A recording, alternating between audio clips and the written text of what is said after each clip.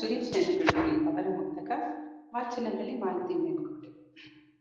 ನೋಡುತ್ತಲಿ ನಗಬೇಡ, ನಡಿಗೆಯಲಿ ವೇಗವನು ಪಡೆದಿರುವ ಜನರನ್ನು ಹೀನವಾಗಿ.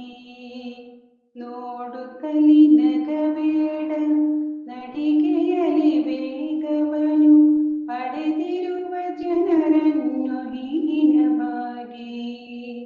ಪಡೆದಿಹುದು ಆಯುಸ್ಸು ಓಡದಿಹ ಆಮೆಯೇ, ನೋಡು ಮೂಲಕ್ಕಿಂತಧಿಕ ಧೀರ ತಮ್ಮ.